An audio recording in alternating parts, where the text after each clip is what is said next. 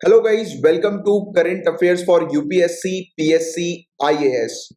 Guys, अगर आप UPSC civil services की तैयारी कर रहे हैं या किसी भी स्टेट सिविल सर्विसेज एग्जामिनेशन की तैयारी कर रहे हैं तो बिल्कुल सही जगह पर आप आए हैं। यहां पर सभी सोर्सेज से न्यूज को कवर किया जाता है, जैसे कि the Hindu, Indian Express, Times of India, Live Mint जैसे जो न्यूज़पेपर्स होते हैं उनकी न्यूज को कवर किया जाता है। पीआईबी की रिपोर्ट्स को डिस्कस करते हैं। राज्यसभा टेलीविजन में जो भी इंपॉर्टेंट डिबेट्स डिस्कशन आती हैं उनको लेक्चर के दौरान कवर किया जाता है। Even EPW, Down to Earth Yojana जैसी जो मैगजीन्स होती हैं उनके आर्टिकल्स को भी कवर करते हैं। तो आप डेली रेगुलर अगर क्लासेस को अटेंड करेंगे, रिलीजियसली क्लासेस को फॉलो करेंगे तो आपको 100% गारंटी सक्सेस मिलेगी और आपका 100% गारंटी सिलेक्शन होगा। और 100% गारंटी सिलेक्शन का बकायदा प्रूफ दिया जाता है। नीचे डिस्क्रिप्शन पर आपको प्रूफ्स मिल जाएंगे, आप चेक कर सकते हैं कि previous year civil services examination में हमने जो टॉपिक्स कवर कराए थे उन्हीं से रिलेटेड क्वेश्चंस बने हैं। तो फटाफट चैनल को सब्सक्राइब कर लीजिए अगर आपने सब्सक्राइब नहीं किया है तो। इवन हम लोग काफी सारे हाई क्वालिटी जनरल स्टडीज के कोर्सेज भी ऑफर करते हैं। तो आने वाली स्लाइड्स में आपको कोर्सेज की डिटेल्स भी मिल जाएगी और हमारे दूसरे चैनल्स की इंफॉर्मेशन भी आपको प्रोवाइड करा दी जाएगी आने वाली स्लाइड्स में। और गाइस, नीचे डिस्क्रिप्शन पर टेलीग्राम के चैनल की लिंक भी आपको मिल जाएगी, आप उस चैनल को भी ज्वाइन कर सकते हैं। प्लस डिस्कशन ग्रुप भी है जहां पर काफी सारे सिविल सर्विसेज के एस्पिरेंट्स मौजूद हैं जो कि डेली बेसिस पर अपने जो भी डाउट्स वगैरह जो होते हैं उनको डिस्कस करते हैं, तो आप उसको ज्वाइन कर सकते हैं। तो फुल फोकस के साथ स्टार्ट करते हैं करंट अफेयर्स की क्लास को। बट बिफोर दैट ये कुछ कोर्सेज की डिटेल्स और हमारे चैनल्स की डिटेल्स हैं।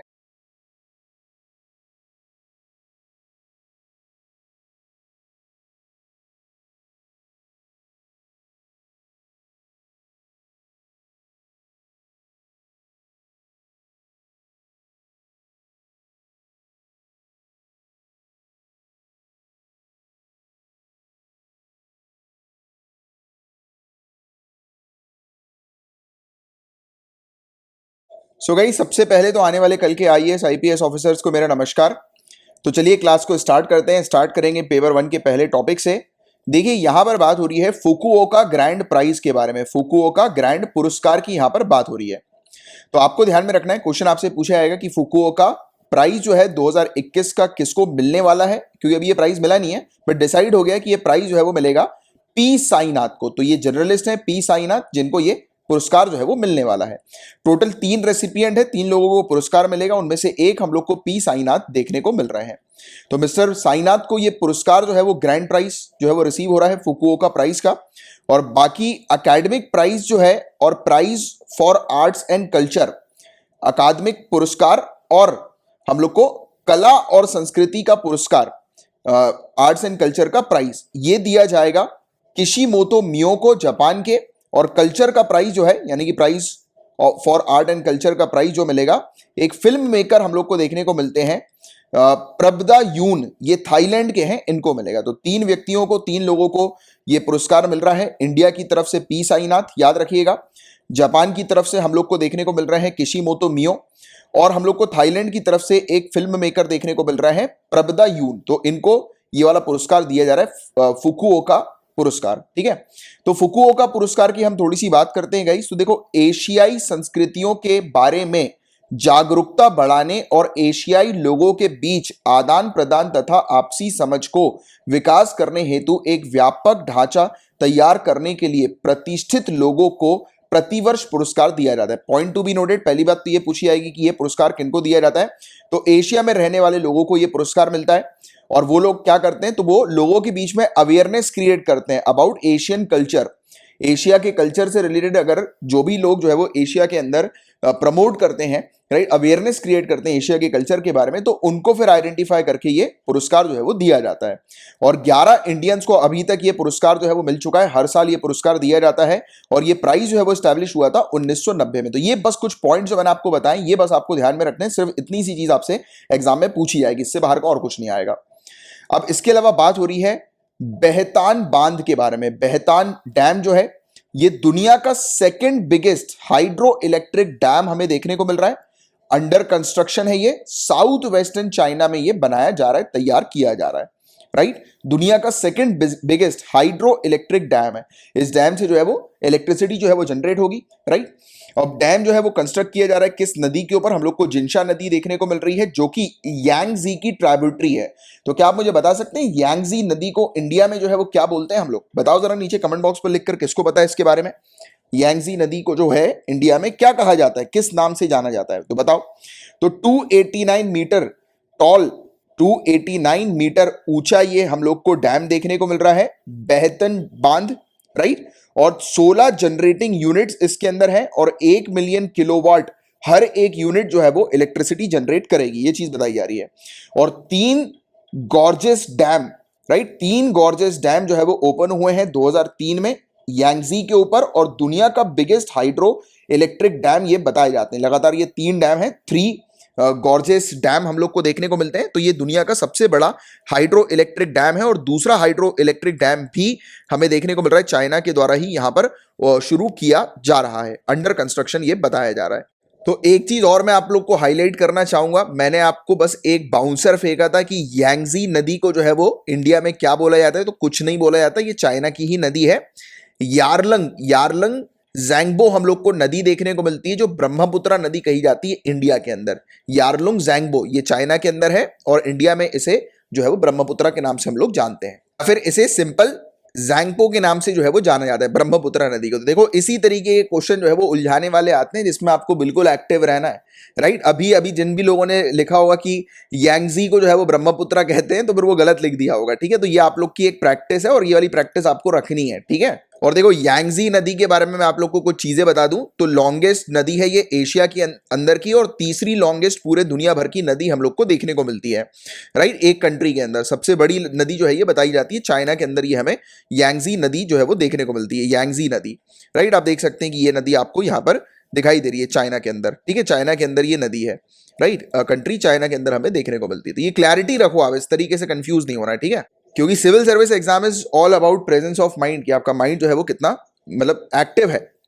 और अब बात करते हैं हम लोग सांख्यिकी दिवस के बारे में, स्टैटिस्टिक्स डे के बारे में जो है वो हम लोग चर्चा करने वाले हैं।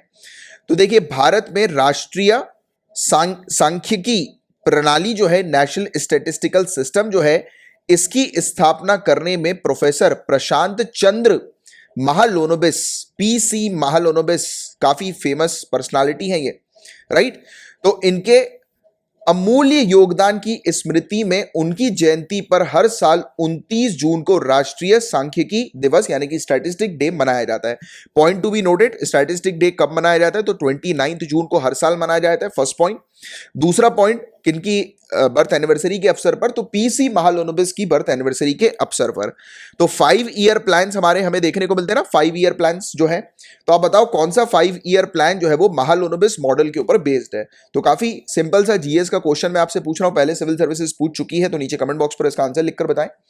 तो 2021 में जो ये थीम है स्टैटिस्टिक्स डे की, ये है सस्टेनेबल डेवलपमेंट गोल 2, जो सस्टेनेबल डेवलपमेंट गोल जो सेकंड नंबर का है, एंड हंगर, हंगर को खत्म करना है, भूखमरी को जो है वो खत्म करना है, achieve food security, food security को अचीव करना है, और न्यूट्रिशन को इंप्रूव करना है, और सस्टेनेबल एग्रीकल्चर को प्रमोट करना है। तो ये इसकी थीम हम लोग को 2021 की देखने को मिल रही है, जो गोल नंबर 2 के ऊपर आधारित है। अब देखिए पीसी महालोनोबिस, प्रशांत चंद्र महालोनोबिस के बारे में मैं आप लोग को डिटेल में आपको चीजें बताऊंगा कि इनके क्या कंट्रीब्यूशन हम लोग को स्टैटिस्टिक्स में देखने को मिलते हैं।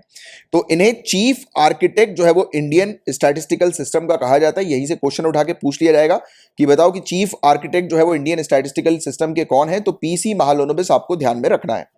इन्हें father of statistical science in India से भी जो है वो जाना जाता है, और इन्होंने एस्टैब्लिश किया था 1931 में इंडियन स्टैटिस्टिकल इंस्टीट्यूट को कोलकाता के अंदर। तो ये वाली चीज ध्यान में रखिएगा। और इन्होंने जर्नल संख्या और इसके अलावा कार्ल पियर्सन की बायोमेट्रिका के आधार पर इन्होंने जो है वो एक इंस्टीट्यूट भी जो है जर्नल संख्या, तो इसका जो है वो गठन किया था। और 1959 में जो है गाइस ये ऑटोनॉमस इंस्टीट्यूट बन गया था ministry of statistics and programme implementation के द्वारा, यानी कि ऑटोनॉमस बॉडी जो है वो इसको बना दिया गया था। तो ये वाला भी पॉइंट जो है वो आप अच्छे से क्लियर रखिएगा, क्लैरिटी बहुत जरूरी है। और इन्होंने मदद करी थी सेंट्रल स्टैटिस्टिकल ऑर्गेनाइजेशन को एस्टैब्लिश करने में, नेशनल सैंपल सर्वे को स्टैब्लिश करने में और एनुअल सर्वे ऑफ इंडस्ट्री जो हमें देखने को मिलती है, इसे स्टैब्लिश करने में इनका बड़ा योगदान था। इन्होंने 3 की कॉन्सेप्ट जो है वो इंट्रोड्यूस किए थे, right. Theory and practice of sample survey में, जिसे हम लोग जानते हैं पायलट सर्वे के नाम से, ऑप्टिमम सर्वे डिजाइन के नाम से, और इंटर पेनिट्रेटिंग नेटवर्क ऑफ सब सैंपल टेक्निक्स के नाम से हम लोग जानते हैं। और 1936 में इन्होंने इंट्रोड्यूस किया था एक स्टैटिस्टिकल मेजर, राइट, जिसको नाम दिया गया महालोनोबिस डिस्टेंस, राइट। तो ये उपयोग में लिया जाता है कि जो एनालिसिस जो होती है ना और क्लासिफिकेशन होता है अलग अलग प्रकार की स्टैटिस्टिकल टेक्निक्स का, राइट, तो उसको जो है ये मेजर करने में उपयोग में लिया जाता है, महालोनोबिस डिस्टेंस। और महालोनोबिस मॉडल जो है गाइस, ये सेकेंड 5 ईयर प्लान में शामिल किया गया था। तो ये चीज बहुत अच्छे से ध्यान में रखना कि महालोनोबिस मॉडल जो है वो सेकेंड 5 ईयर प्लान में उपयोग में लिया गया था, जिसमें हम लोग चाह रहे थे कि हमारी कंट्री के अंदर रैपिड इंडस्ट्रियलाइजेशन हो, राइट, ज्यादा मात्रा में इंडस्ट्री जो है वो हम लोग सेटअप करें हमारी कंट्री के अंदर। तो ये चीज आप थोड़ी सी ध्यान में रखिएगा। अब मुझे जरा बताओ नीचे कमेंट बॉक्स पर लिखकर सेकंड 5 ईयर प्लान का ईयर जो है वो कौन सा था, यानी कि किस साल से किस साल तक सेकंड 5 ईयर प्लान हमें देखने को मिला था। अब पेपर 1 से रिलेटेड सिर्फ इतने ही टॉपिक्स थे। नाउ हम लोग पेपर 2 के टॉपिक्स की तरफ आगे बढ़ते हैं। तो गाइस हमारे काफी सारी कोर्सेज हैं यूपीएससी सिविल सर्विसेज के लिए, स्टेट सिविल सर्विसेज के लिए। तो लेक्चर के एंड में मैं आपको बताऊंगा, तो आप लेक्चर के एंड में सुनिएगा।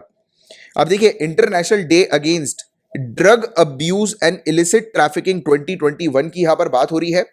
तो 26 जून को यूनाइटेड नेशन जनरल असेंबली के द्वारा चुना गया है, राइट। इन्होंने 7 दिसंबर 1987 को चुना था कि 26 जून जो है वो international day against drug abuse and illicit trafficking के तौर पर जो है वो मनाया जाएगा। नशीली दवाओं के दुरुपयोग और अवैध तस्करी के खिलाफ अंतर्राष्ट्रीय दिवस जो है वो 26 जून को मनाया जाएगा। ये डिसाइड किया यूनाइटेड नेशन की महासभा के द्वारा, जनरल असेंबली के द्वारा 7 दिसंबर 1987 को। अब देखिए, इसका ऑब्जेक्टिव क्या है। पहली बात तो अवेयरनेस क्रिएट करना, जितने भी मुद्दे हम लोग को ड्रग्स से रिलेटेड देखने को मिलते हैं, राइट, तो उन मुद्दों पर जागरूकता पैदा करना और स्वास्थ्य, समाज और प्रशासन पर पड़ने वाले इसके प्रभावों का मुकाबला करने के लिए अंतर्राष्ट्रीय सहयोग प्राप्त करना, इंटरनेशनल कोऑपरेशन जो है वो सीक करना, जो इफेक्ट जो होता है ड्रग का हेल्थ पर, सोसाइटी पर, गवर्नेंस पर, तो उसको खत्म करने के लिए या उसका मुकाबला करने के लिए उसके इफेक्ट को इंटरनेशनल कोऑपरेशन जो है वो या अंतर्राष्ट्रीय सहयोग जो है वो प्राप्त करना। तो ये इसके मेन फोकस हम लोग को देखने को मिलता है इस दिवस का। और इस साल की जो थीम है याद रखिएगा, share facts on drugs save lifes. और जो भी स्टूडेंट हिंदी मीडियम से इस एग्जाम को लिख रहे हैं, आप भी इंग्लिश में ही जो है वो इंटरनेशनल थीम वगैरह को ध्यान में रखा करो। अब देखिए, United Nations office on drugs and crimes, UNODC, इनके अकॉर्डिंग जो मोटिव हम लोग को देखने को मिलता है कि जो भी मिस इंफॉर्मेशन होती है, राइट, तो उसको रोकना पहले तो, राइट, और रियल फैक्ट्स ड्रग्स से रिलेटेड जो है वो सामने लेकर आना। जैसे कि फॉर एन एग्जांपल, जैसे कि आपने सुना होगा, आपके दोस्तों ने भी आपको कहा होगा कई बार कि गांजा पिया करो, गांजा पीने से जो है मतलब ज्यादा दिमाग चलता है। जैसे आप सिविल सर्विसेज की तैयारी कर रहे हो, आपको लोग मोटिवेट करते होंगे, यार गांजा पिया करो, गांजा पीने से मतलब बहुत समय तक याद रहता है। साइंटिस्ट भी गांजा पीते हैं, बड़े बड़े आर्टिस्ट गांजा पीते हैं, वो नाम गिनाने लगते हैं कि देखो ये गांजा पीते हैं, इससे हेल्थ पर कोई इफेक्ट नहीं पड़ता, बल्कि बहुत सारी बीमारियां ठीक होती हैं।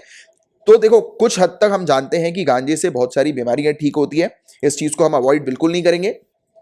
और हमारे यहाँ पर भी जैसे कि प्राचीन काल में भी गांजे वगैरह का चलन चलता था।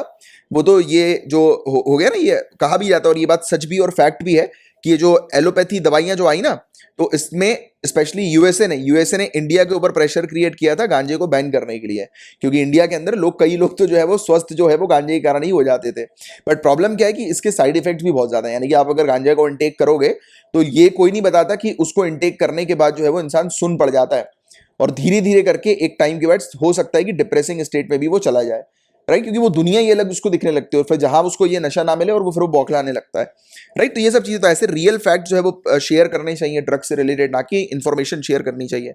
तो मिस इन्फॉर्मेशन को कॉम्बैट करना है, खराब यानी कि बंद करना है, राइट, जो हेल्थ रिस्क से रिलेटेड है, राइट। और जो वर्ल्ड ड्रग की प्रॉब्लम जो है गाइस, इसे सॉल्व करने के लिए एविडेंस बेस्ड प्रिवेंशन होने चाहिए, ट्रीटमेंट होने चाहिए और केयर हम लोग को देखने को मिलनी चाहिए, यानी कि करेक्ट इन्फॉर्मेशन।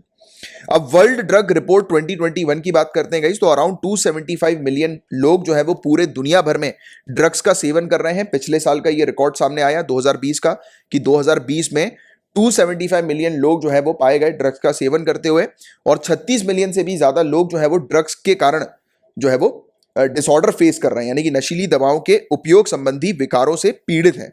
मेंटल डिसऑर्डर हो गया, वेरियस तरीके का डिसऑर्डर हो गया। अब हम लोग को कैनबिस, वही मैंने आपको बताया, गांजा जो है ना, ये कैनबिस ही हम लोग को, या भांग जिसको हम लोग कैनबिस कहते हैं, राइट। तो इसका जो है वो चलन काफी ज्यादा बढ़ गया है पैंडेमिक के समय पर काफी सारी कंट्रीज के अंदर, क्योंकि लोग जो है वो सोच रहे थे कि अब देखो, अब आइसोलेटेड है लोग, राइट। अब बहुत सारी टेंशन, बहुत सारी चीजों की, पैसों की, पाई की, नौकरी चली गई, तो लोग फिर नशे की तरफ जो है वो आगे बढ़ गए। नॉन मेडिकल उपयोग जो है वो फार्मास्यूटिकल ड्रग्स का, ये भी ऑब्जर्व किया गया इसी सेम पीरियड में, राइट। तो यानी कि मेडिकल पर्पस के लिए जो है वो उपयोग नहीं किया जा रहा, नशे के लिए उपयोग में किया जा रहा है इन सब चीजों का। और लेटेस्ट ग्लोबल एस्टीमेट में ये पाया गया कि लगभग 5.5% जनता जो है, जिनकी उम्र 15 से लेकर 64 साल की है, इन्होंने पिछले साल एटलीस्ट एक बार जो है वो ड्रग्स का सेवन किया है। और ओवर 11 मिलियन लोग जो है वो पूरे दुनिया भर में इन्होंने इंजेक्टेड ड्रग्स का उपयोग किया है। और आधे से ज्यादा को हेपेटाइटिस सी हम लोग को देखने को मिला है। इंजेक्टेड ड्रग्स जैसे होता है ना, कुछ लोग जो होते हैं, जैसे कि वो जो दवाई होती है ना खांसी की, वो पी लेते हैं, उससे वो नशा करते हैं, थिनर से नशा करते हैं। तो ऐसे ही एक इंजेक्शन वगैरह भी कुछ इस प्रकार के आते हैं। ओपियोइड्स, ओपियोइड जो हम लोग को देखने को मिलता है, ओपियोइड मेरे ख्याल से ये opioid, I think if I am not wrong, ये शायद चरस है ओपियोइड। मुझे अगर मैं गलत हूं तो मुझे कंफर्म कर देना। तो ओपियोइड जो है गाइस, ये लार्जेस्ट बर्डन जो है वो disease linked to drug abuse का बन चुका है, राइट। यानी कि ओपियोइड्स के कारण जो है वो बहुत सारी डिजीज जो है वो हो रही है ड्रग्स के कारण। तो ये वाली चीज यहां पर बताई जा रही है। और इसके अलावा इंडियन गवर्नमेंट ने भी काफी सारी पॉलिसीज लेकर आई हैं, काफी सारे इनिशिएटिव लेकर आई हैं ड्रग ट्रैफिकिंग की जो प्रॉब्लम है उससे डील करने के लिए। ये वाली चीज आपके लिए इंपॉर्टेंट है, मेंस में भी उपयोग कर सकते हैं, प्रीलिम्स के लिए भी इंपॉर्टेंट है, जैसे कि नशा मुक्त भारत अभियान, या फिर इसे हम लोग ड्रग्स फ्री इंडिया कैंपेन कहते हैं। 15 अगस्त 2020 को हमने इसे शुरू किया गया और 272 डिस्ट्रिक्ट में हमारी कंट्री के अंदर इसको शुरू किया गया, जहां पर ड्रग्स के केसेस बहुत ज्यादा हमें देखने को मिलते हैं, जहां पर डेटा जो है वो अवेलेबल है वेरियस सोर्सेज से कि वो उन सिटीज के अंदर, उन डिस्ट्रिक्ट के अंदर बहुत ज्यादा ड्रग्स का सेवन चलता है। फिर ministry of social justice and empowerment ने शुरू किया national action plan for drug demand reduction. 2018 से 2025 तक का ये प्लान है कि ड्रग्स की डिमांड को जो है वो रिड्यूस करना। गवर्नमेंट ने नार्को कोऑर्डिनेशन सेंटर भी स्टैब्लिश किया, सेटअप किया 2016 में। गवर्नमेंट ने स्टैब्लिश किया एक फंड जिसे बोलते हैं हम लोग national fund for control of drug abuse. तो जितने भी खर्चे हम लोग को देखने को मिल रहे हैं, ये ड्रग्स ट्रैफिकिंग की प्रॉब्लम जो है, इलीगल ट्रैफिकिंग की प्रॉब्लम, नार्कोटिक ड्रग्स की जो प्रॉब्लम है, रिहैबिलिटेटिंग एडिक्ट से जो है, यानी कि जो नशेड़ी जो होते हैं ना, तो नशा मुक्त केंद्र उनके लिए जो खोला गया, तो उसमें जो पैसा लगता है, तो उसके लिए ये फंड जो है वो लाया गया। इसके अलावा पब्लिक को एजुकेट करने के लिए, जो अवेयरनेस के लिए जो पैसा लगता है, राइट, तो उसमें ये फंड का इस्तेमाल किया जाता है, national fund for control of drug abuse. तो ये कुछ पॉइंट्स हैं जिसके बारे में एक अच्छी आपको जानकारी होनी चाहिए, ठीक है। अब गाइस देखिए, बताया जा रहा है कि कोरोना वायरस की दूसरी लहर के बाद इस तरीके का पहला पैकेज बताया जा रहा है, जो कि 6,28,000 करोड़ रुपए का बताया गया। ये सरकार के द्वारा इकोनॉमी के लिए कुछ नए राहत उपायों की घोषणा की गई है। फ्रेश रिलीफ मेजर जो है वो अनाउंस किया गया है सरकार के द्वारा हमारी इकोनॉमी को ठीक करने के लिए। तो फोकस हम लोग को क्या क्या देखने को मिल रहा है लेटेस्ट पैकेज के अंदर, जिस पर आपको ध्यान रखना है। तो पहली बात तो लोन गारंटीज को एक्सटेंड किया जा रहा है, यानी कि लोगों को लोन प्रोवाइड कराने के लिए जो है वो और विस्तार किया जा रहा है कि ज्यादा से ज्यादा लोगों को लोन मिल सके। अब ऐसा क्यों किया जा रहा है, तो उसके पीछे का कॉन्सेप्ट क्या है। तो देखो, लोगों को लोन मिल जाएगा, वो भी सस्ते रेट ऑफ इंटरेस्ट पर, तो लोग ज्यादा से ज्यादा लोन उठाएंगे, और लोन उठाएंगे तो काम धंधा शुरू हो जाएगा। अब ये कैसे, जैसे कि एक रियल एस्टेट का एक काफी अच्छा एग्जांपल है समझने के लिए, तो उसको हम लोग लेते हैं। जैसे कि एक कोई बिल्डर है, अब बिल्डर को सस्ते रेट में लोन मिलेगा तो वो लोन उठा लेगा। अब लोन उठाएगा तो वो बिल्डिंग बनाएगा। अब वो बिल्डिंग बनाएगा तो आप देखिए कितने सारे लेबर्स को जॉब मिल जाएगी, राइट। तो इससे क्या हो रहा है, लोन से डायरेक्टली एम्प्लॉयमेंट रिलेटेड है, और एम्प्लॉयमेंट से डायरेक्टली लोगों की इनकम रिलेटेड है। और लोगों की जब इनकम लोगों के हाथ में आएगी तो लोग क्या करेंगे, खर्च करेंगे, एक्सपेंडिचर करेंगे, और यही एक्सपेंडिचर करने से हमारी इकोनॉमी ठीक हो जाएगी, रिवाइव हो जाएगी। अब आप जो नए स्टूडेंट जुड़े हैं, अब आपके दिमाग में क्वेश्चन आएगा, सर एक्सपेंडिचर करने से, खर्चा करने से इकोनॉमी कैसे ठीक हो जाएगी, ये तो बताओ। खर्चा करना तो बोलते हैं घर वाले कि खर्चा कम करो, खर्चा कम करो, सेविंग करो, बट इकोनॉमी के टर्म्स में ऐसा नहीं है। अब खर्चा करने से इकोनॉमी ठीक कैसे होगी बताए। जैसे कि मैं हूं, अब मैं बाहर निकला घर से, मैंने खर्च की और मैंने एक शर्ट खरीद ली, मैंने पैसे शर्ट यानी कि दुकान के मालिक को दिए और मैंने एक शर्ट खरीद ली, तो मैंने पैसा खर्च किया शर्ट खरीदने के लिए। अब दुकान के मालिक को जो पैसा मिला है, अब ये पैसे अपने वर्कर को बांटेगा, तो पैसे का क्या हुआ, रोटेशन हुआ। अब वर्कर से जो है वो फिर वर्कर दूसरी चीजों को खरीदेगा, तो दूसरे के पास पैसा चला जाएगा, फिर दूसरे के पास चले जाएगा। तो हम क्या कर रहे हैं, जहां जहां पर एक्सपेंडिचर हो रहा है, जहां जहां पर खर्च हो रहा है, वहां वहां पर पैसा जो है वो रोटेट हो रहा है, और जब पैसा रोटेट होता है, सबके हाथों में जब पैसा जाता है, तब जाकर ये इकोनॉमी हेल्दी होती है। अब आप खुद समझो कि अगर मैं खर्च नहीं करूंगा, शर्ट नहीं खरीदूंगा, तो मान के चलो कि शर्ट यानी कि दुकान जो है, शर्ट की दुकान जो है, उसमें वर्कर्स को फिर जॉब से निकाल दिया जाएगा, क्योंकि दुकान चलेगी ही नहीं, राइट। अब वर्कर्स जॉब से निकल जाएंगे तो ऑब्वियस ही बात है, अनएम्प्लॉयमेंट वाली प्रॉब्लम आ जाएगी। तो ये इसके पीछे की एक अंडरस्टैंडिंग आपको बिल्डअप करने की, कैसे जो है खर्चा जो है वो किस प्रकार से इकोनॉमी को रिवाइव करने में मदद करता है। अगर आपके पास स्टेटमेंट आ जाए प्रीलिम्स में कि इन ऑप्शन में से बताइए कि कौन से ऑप्शन जो है वो इकोनॉमी को रिवाइव करने में मदद करते हैं, और उनमें से एक अगर ऑप्शन एक्सपेंडिचर हो, तो वो बिल्कुल आप जो है वो मार्क करिएगा करेक्ट, क्योंकि ये एक्सपेंडिचर जो होता है वो इकोनॉमी को रिवाइव करने का एक बड़ा टूल हम लोग को, आप कह सकते हो, देखने को मिलता है। इसके अलावा इन्वेस्टमेंट करना है किन किन जगहों पर, हेल्थ केयर कैपेसिटी को बढ़ाने के लिए, स्वास्थ्य सेवा क्षमताओं को बढ़ाने के लिए इन्वेस्टमेंट करना है, राइट। तो इस पर फोकस किया गया है। और जो भी पैंडेमिक हिट सेक्टर है, तो उनको कंसेशनल लोन जो है वो, क्रेडिट जो है वो प्रोवाइड कराना है, राइट। अब यहां पर यह भी बताया जा रहा है कि कितने का पैकेज है, तो 6,28,993 करोड़ रुपए का ये पैकेज बताया जा रहा है, जो कि हमारी जीडीपी का, ग्रॉस डोमेस्टिक प्रोडक्ट का 3% बताया जा रहा है। तो मुझे जरा नीचे कमेंट बॉक्स पर लिखकर बताएं ग्रॉस डोमेस्टिक प्रोडक्ट की प्रॉपर डेफिनेशन क्या है। और डेफिनेशन से मेरा मतलब है कि बुक वाली डेफिनेशन। आपको, मुझे पता है कि जीडीपी के बारे में आप सभी लोग समझते हैं, आपको अंडरस्टैंडिंग है, बट क्या होता है, इस प्रकार के टर्म्स की डेफिनेशन जो आपको लिखनी है वो कैसी लिखनी है, जो कि बुक में दी गई है, जिससे क्या होता है कि आपके मेंस में अच्छा इंप्रेशन पड़ता है, और उसकी अभी से आप प्रैक्टिस करेंगे तो फायदा मिलेगा। अब राहत उपायों का विवरण, अब डिटेल्स जानते हैं कि राहत उपायों की क्या डिटेल्स हैं। तो एक्सपेंड किया जा रहा है existing emergency credit line guarantee scheme को 1.25 लाख करोड़ रुपए से, एक नया 75,000 करोड़ रुपए की स्कीम हम लोग को लोन्स के लिए देखने को मिल रही है, जहां पर 1.25 लाख का लोन जो है वो प्रोवाइड किया जाएगा स्मॉल बोरोवर्स को, राइट। यानी कि जो छोटे, जो हम लोग को मध्यम से छोटे जो हम लोग को देखने को मिलते हैं ना, ऋणकर्ता, बोरोवर्स, माइक्रो फाइनेंस इंस्टीट्यूशन के, तो जो है वो उन्हें 1.25 लाख रुपए तक लोन प्रोवाइड किया जाएगा। एक फ्रेश लोन गारंटी फैसिलिटी भी 1,10,000 करोड़ रुपए की बताई जा रही है हेल्थ केयर इन्वेस्टमेंट के लिए, और ये नॉन मेट्रोपॉलिटन एरियाज में देखने को मिलेगी, और स्पेशली टूरिज्म का सेक्टर जो कि लार्जली हिट हुआ है, भारी मात्रा में हिट हुआ है टूरिज्म सेक्टर, तो उसमें जो है वो इन्वेस्टमेंट करने की बात की जा रही है। इसके अलावा एक सेपरेट 23,220 करोड़ रुपए एलोकेट किए गए हैं पब्लिक हेल्थ के लिए, जहां पर फोकस जो रखा गया है वो रखा गया है पेड्रियाटिक केयर के ऊपर। अब आप बोलोगे सर ये पेड्रियाटिक केयर क्या होती है, तो जो छोटे बच्चे जो होते हैं ना, छोटे बच्चे और उनको जो बीमारी होती है, तो उससे डील करने वाली जो मेडिकल की जो ब्रांच होती है, वो ये हम लोग को पेड्रियाटिक केयर देखने को मिलती है, यानी कि बच्चों से डील करने वाली ब्रांच। तो इनके ऊपर ज्यादा फोकस किया गया है। आईसीयू के बेड जो है वो बढ़ाए जाएंगे, ऑक्सीजन सप्लाई को बढ़ाया जाएगा, राइट। मेडिकल केयर प्रोफेशनल्स को बढ़ाया जाएगा, राइट। शॉर्ट टर्म पीरियड के लिए इसमें रिक्रूट किया जाएगा फाइनल ईयर के स्टूडेंट्स को, और इंटर्नशिप जो कर रहे हैं स्टूडेंट्स तो उनको रिक्रूट किया जाएगा। तो ये सब चीजें इसके अंदर शामिल है। अब देखो, आप बोलोगे सर ये पूरी चीजों को याद रखना है क्या, तो देखो आप ये सब कितने करोड़ रुपए एलोकेट किए गए हैं वो याद रखने की जरूरत नहीं, मोटे मोटे तौर पर ये जरूर याद रख लेना 6,28,993 में इसलिए भी बोल रहा हूं क्योंकि ये वाली चीज है वो कई बार स्टेट सिविल सर्विसेज में ऐसी आ जाएगी, तो आपको 993 भी ध्यान में रखना है। 6,28,993 करोड़ रुपए का एक नया पैकेज हम लोग को देखने को मिल रहा है। और इनडायरेक्ट सपोर्ट जो है वो प्रोवाइड किया जा रहा है किसके लिए, एक्सपोर्ट के लिए, जिसमें अगले 5 सालों में मान के चलो 1,21,000 करोड़ रुपए जो है वो लगाए जाएंगे एक्सपोर्ट को प्रमोट करने के लिए। और फ्री 1 महीने का वीजा जो है वो 5 लाख टूरिस्ट को प्रोवाइड किया जा रहा है।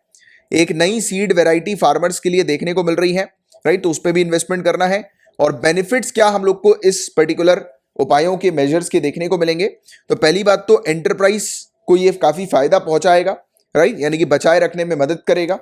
और कोविड के फेज 2 के बाद एंटरप्राइज जो है वो क्रैश नहीं होंगे, क्योंकि एंटरप्राइज अगर क्रैश हो जाएंगे तो काफी सारे लोगों की जॉब चली जाएगी, तो हमें उस पर भी एम्प्लॉयमेंट सिनेरियो को भी ध्यान में रखते हुए जो है वो चीजों को करना, या फिर लोन्स वगैरह एलोकेट करने इस प्रकार से, क्योंकि स्पेशली लोन जो है वो वहां पर ज्यादा एलोकेट किए जाएंगे जिस सेक्टर में एम्प्लॉयमेंट बहुत ज्यादा हमें देखने को मिलती है, जैसे कि micro small and medium enterprises, right. अब इसके अलावा यहां पर बताया जा रहा है ECLGS, ये कुछ नहीं है, emergency credit line guarantee scheme हमें देखने को मिल रही है, तो इसको जो एक्सटेंड किया जा रहा है, राइट, तो ये सपोर्ट प्रोवाइड कराएगा ऐसे पर्टिकुलर सेक्टर में जो कि कोरोना वायरस के कारण काफी स्ट्रेस में हम लोग को देखने को मिल रहे हैं, दबावग्रस्त क्षेत्र जो है ना, तो उसमें नगदी प्रभाव यानी कि कैश फ्लो को बढ़ाएगा, और जहां कैश आएगा वहां कैश का रोटेशन होगा और इकोनॉमी जो है वो ठीक होने लगेगी, राइट।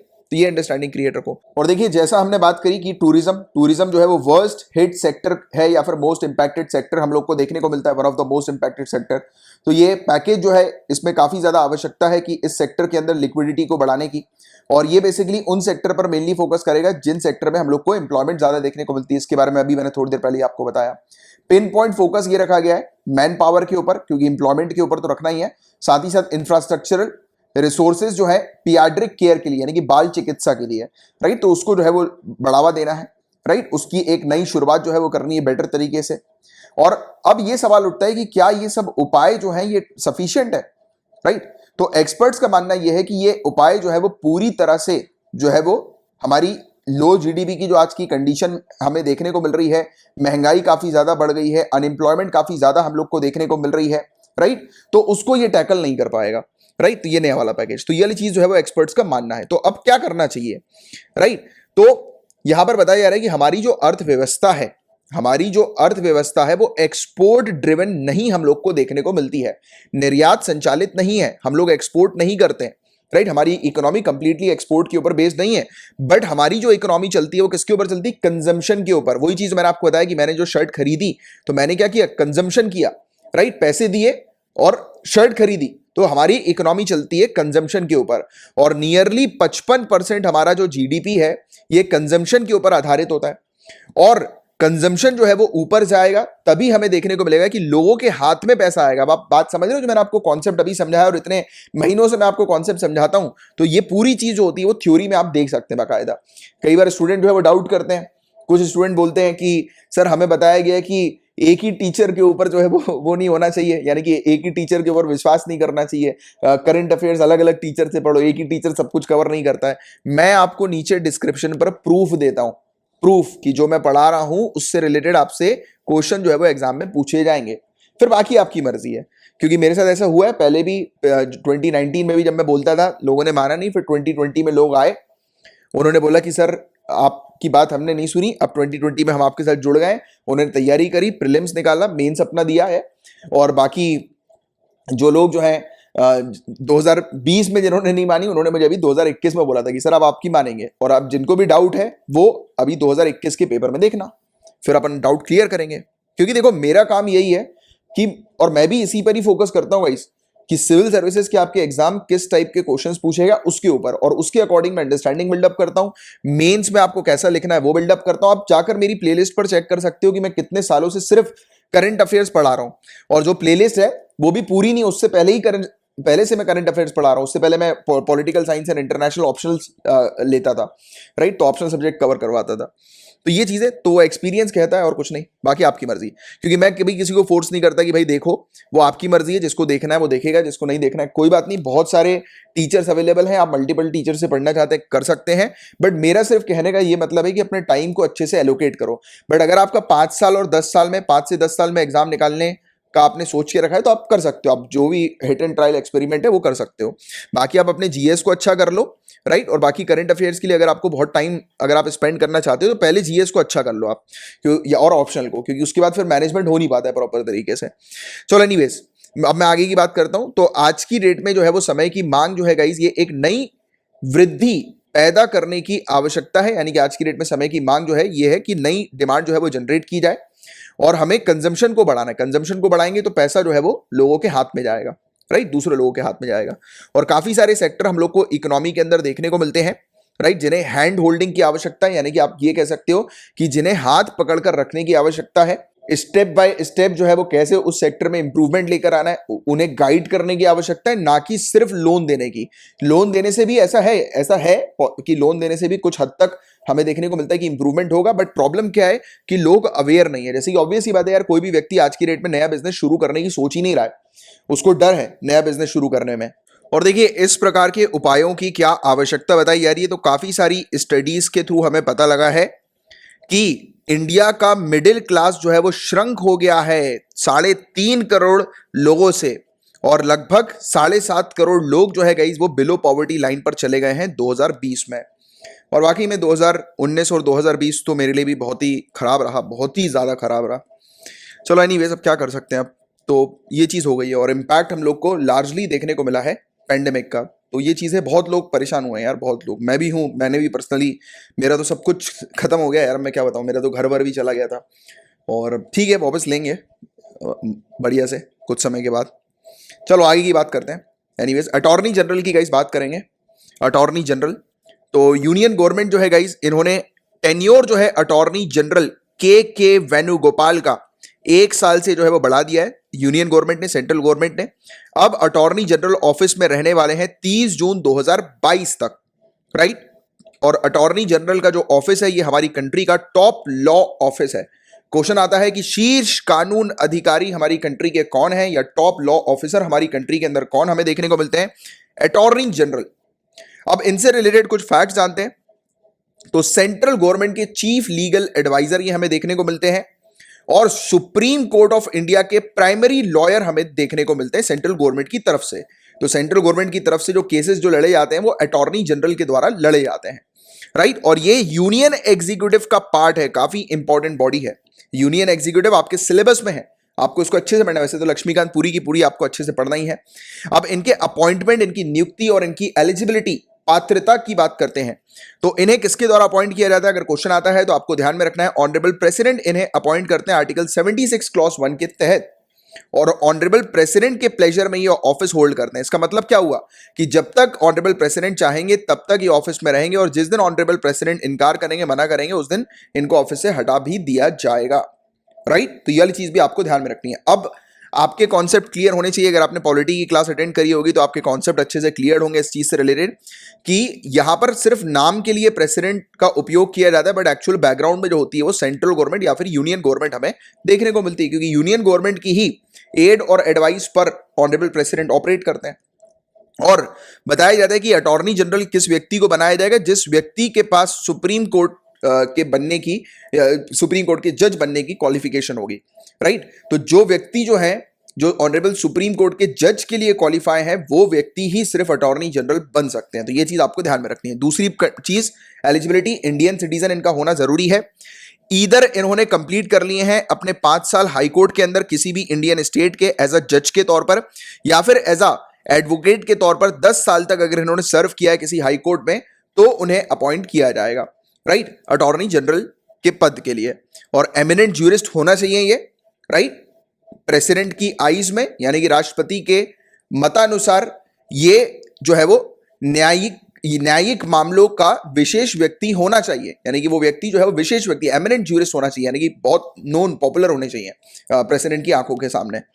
और इनके पावर्स और इनकी फंक्शंस की बात करें गाइस, तो अटॉर्नी जनरल जो है गाइस, ये एडवाइस देते हैं गवर्नमेंट ऑफ इंडिया को, सेंट्रल गवर्नमेंट को, लीगल मैटर जो भी इनको सेंट्रल गवर्नमेंट रेफर करती है तो उस पर ये एडवाइस देते हैं।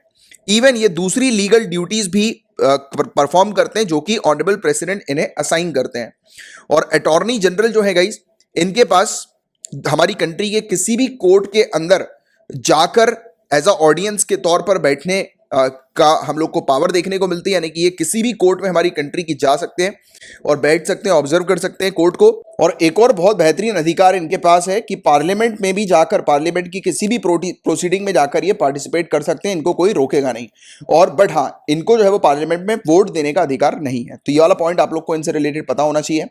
और गवर्नमेंट ऑफ इंडिया के बिहाफ में अटॉर्नी जनरल जो है वो केसेस देखते हैं, जितने भी सूट्स होते हैं, अपील्स होती है, कोई भी प्रोसीडिंग होती है सुप्रीम कोर्ट ऑफ इंडिया के अंदर, गवर्नमेंट ऑफ इंडिया जिसमें कंसर्न होती है, यानी कि एक पार्टी हम लोग को देखने को मिलती है, तो उसमें अटॉर्नी जनरल जो है वो अपीयर होता है। इसके अलावा गवर्नमेंट ऑफ इंडिया को ये रिप्रेजेंट करते हैं किसी भी मतलब केस में, जिस केस में ऑनरेबल प्रेसिडेंट जो है वो रेफर करते हैं, राइट। और ये आर्टिकल 143 जो हमारे इंडियन कॉन्स्टिट्यूशन का है उसके तहत हम लोग को देखने को मिलता है कि ऑनरेबल प्रेसिडेंट जब बोलते हैं कि किसी केस में जो है वो रिप्रेजेंट करो गवर्नमेंट ऑफ इंडिया को, राइट, सुप्रीम कोर्ट के अंदर, तो उसमें फिर ये जाते हैं, राइट। तो ये वाली चीज इनकी हमें देखने को मिलती है। और देखिए, अटॉर्नी जनरल जो है गाइस, एक चीज इनके लिए ये कही जाती है कि गवर्नमेंट ऑफ इंडिया के खिलाफ कोई भी सलाह या फिर विश्लेषण जो है वो ये नहीं कर सकते हैं, राइट। गवर्नमेंट ऑफ इंडिया के खिलाफ इनको अनुमति नहीं है किसी भी प्रकार का विश्लेषण करने की। गवर्नमेंट ऑफ इंडिया के खिलाफ ना ये अपीयर भी हो सकते हैं, यानी कि अगेंस्ट नहीं आ सकते गवर्नमेंट ऑफ इंडिया के, गवर्नमेंट ऑफ इंडिया के बिहाफ में ही इन्हें केस लड़ना रहता है, राइट। इसके अलावा ये डिफेंड नहीं कर सकते हैं किसी अक्यूज को, किसी आरोपी को क्रिमिनल प्रोसीडिंग में, राइट।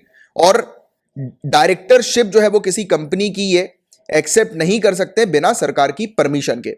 और अटॉर्नी जनरल जो है गाइस, उन्हें सॉलिसिटर जनरल और एडिशनल सॉलिसिटर जनरल जो है वो असिस्ट करते हैं, राइट, यानी कि उनकी सहायता करते हैं। तो ये कुछ चीजें हैं अटॉर्नी जनरल से रिलेटेड, सिर्फ सिंपल से इतने से पॉइंट्स जो कि आपको मेनली ध्यान में रखने हैं, जो आपसे प्रीलिम्स में पूछे जा सकते हैं। अब पेपर 2 से रिलेटेड इतने ही टॉपिक्स थे। नाउ हम लोग पेपर 3 के टॉपिक्स की तरफ आगे बढ़ रहे हैं। अग्नि प्राइम मिसाइल की यहां पर बात हो रही है, इसे अग्नि पी मिसाइल भी कहा जा रहा है। ये नई जनरेशन की न्यूक्लियर केपेबल बैलिस्टिक मिसाइल है। इसको सक्सेसफुली टेस्ट फायर किया जा चुका है डीआरडीओ के द्वारा। अग्नि पी एक नई जनरेशन की एडवांस वेरिएंट हम लोग को अग्नि क्लास मिसाइल्स की देखने को मिल रही है। और बताया जा रहा है कि ये एक कैनिस्टराइज जो है वो मिसाइल हमें देखने को मिल रही है, जिसकी कैपेसिटी 1000 से 2000 किलोमीटर की है। अब आप बोलोगे कि सर ये कैनिस्टराइज क्या होता है, ये समझ में नहीं आ रहा, ये समझा दो। तो ये देखो, तोप आपने देखा ना, तोप कैसे चलती है, तोप आपने देखा ये रखा रहता है और ये तोप चलती है। ये इसी को बोलते हैं हम लोग कि एक बॉक्स के अंदर से जो ये मिसाइल निकलती है ना, ये कैनिस्टराइज मिसाइल हम लोग को इस प्रकार की देखने को मिलती है। 1000 से 2000 किलोमीटर की इसकी रेंज हम लोग को देखने को मिलती है। और कैनिस्टराइजेशन जो मिसाइल का होता है, ये टाइम जो लॉन्च करने में मिसाइल जो लेती है उसे कम कर देता है, रिड्यूस कर देता है, और मिसाइल की स्टोरेज और मोबिलिटी को इंप्रूव करता है, गतिशीलता को और भंडार को जो है वो सुधारता है।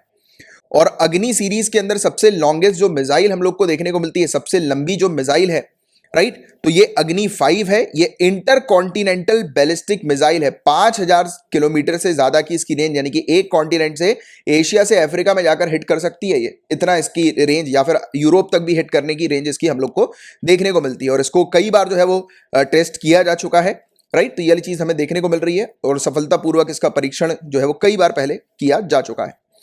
कोविन की बात करें तो ये टॉपिक पहले भी कई बार न्यूज में हम लोग को देखने को मिला था। तो कोविन बेसिकली एक electronic vaccine intelligence network eVIN का एक्सटेंशन हम लोग को देखने को मिलता है। इसका विस्तार हम लोग को ईविन का देखने को मिलता है। इसका उपयोग किया जाता है कि रियल टाइम बेसिस पर जो वैक्सीनेशन प्रोग्राम हमारी कंट्री में चल रहे हैं, तो उससे रिलेटेड फीडबैक जो है वो रियल टाइम बेसिस पर जो है वो कलेक्ट किए जा सके। ये क्लाउड बेस्ड आईटी सोल्यूशन हमें देखने को मिलता है प्लानिंग के लिए, इंप्लीमेंटिंग के लिए और मॉनिटरिंग के लिए, इवैल्यूएटिंग के लिए। कोविड-19 वैक्सीनेशन जो हमारी कंट्री में हो रहा है उस चीज के लिए, मतलब आसान सिंपल भाषा में ये समझो कि कोविड-19 का जहां जहां पर भी वैक्सीनेशन चल रहा है, जहां जहां पर वैक्सीन लगवाई जा रही है, तो तुरंत उसी समय रियल टाइम बेसिस पर पता लग सके कि क्या हो रहा है, यानी कि लोग अगर कोई प्रॉब्लम तो नहीं आ रही किसी प्रकार की, स्टॉक कितना है, तो ये पूरी चीजें रियल टाइम बेसिस पर इंफॉर्मेशन ये कोविन कलेक्ट करता है। ठीक है, तो ये चीज आप ध्यान में रखना।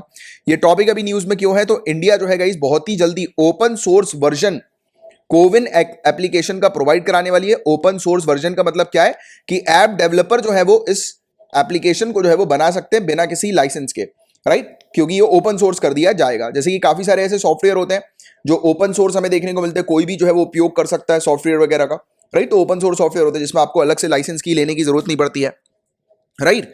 तो इनकी जो कोविन एप्लीकेशन है भारत सरकार की, तो बताया जा रहा है कि 50 कंट्री में, central Asia, Africa, Latin America, वहां पर जो है वो बताया जा रहा है कि इंटरेस्ट जो है वो डेवलप हो रहा है इस टेक्नोलॉजी का।